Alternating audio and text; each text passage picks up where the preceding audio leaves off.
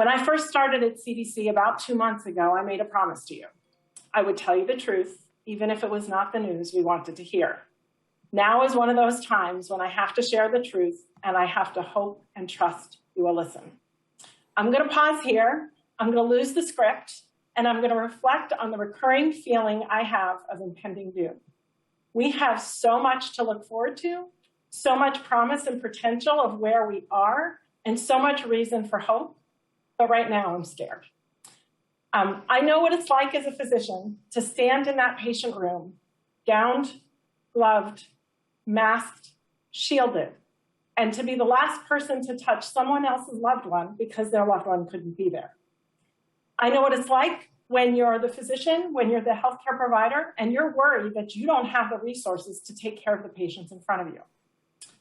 I know that feeling of nausea when you read the crisis standards of care and you wonder whether there are going to be enough ventilators to go around and who's going to make that choice. And I know what it's like to pull up to your hospital every day and see the extra morgue sitting outside. I didn't know at the time when it would stop. We didn't have the science to tell us. We were just scared. We have come such a long way. 3 historic scientific breakthrough vaccines, and we are rolling them out so very fast. So I'm speaking today not necessarily as your CDC director, and not only as your CDC director, but as a wife, as a mother, as a daughter, to ask you to just please hold on a little while longer. I so badly want to be done. I know you all so badly want to be done. We are just almost there, but not quite yet.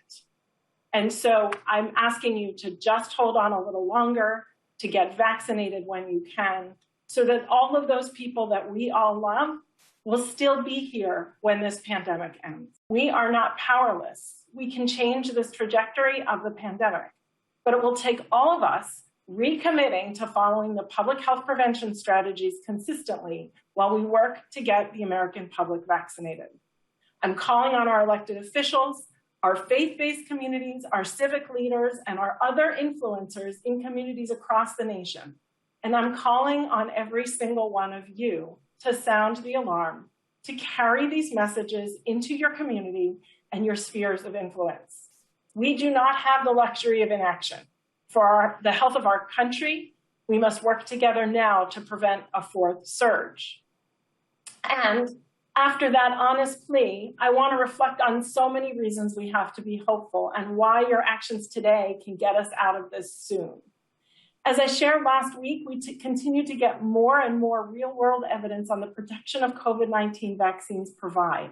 And CDC scientists have been working since these vaccines were first authorized to expand the evidence supporting their effectiveness. Today, I'm excited to share information about a new CDC-led study that's being published in the MMWR.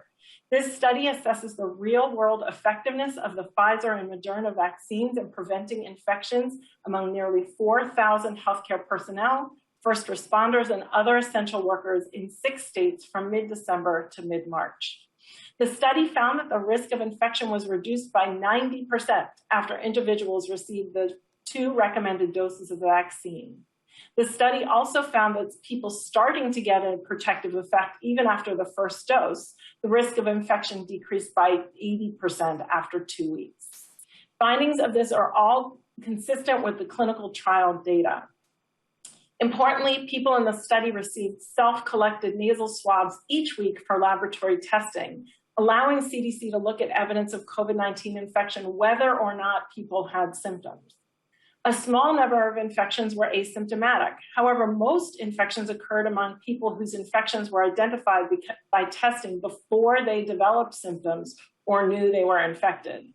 This study also demonstrates that 2 vaccines can reduce the risk of COVID-19 infections, not just in symptomatic infections, but also in asymptomatic or pre-symptomatic infections. This study is tremendously encouraging and complements other recent studies published in New England Journal of Medicine and discussed by Dr. Fauci last week among similar populations at high risk of exposure to COVID-19 because of their occupations.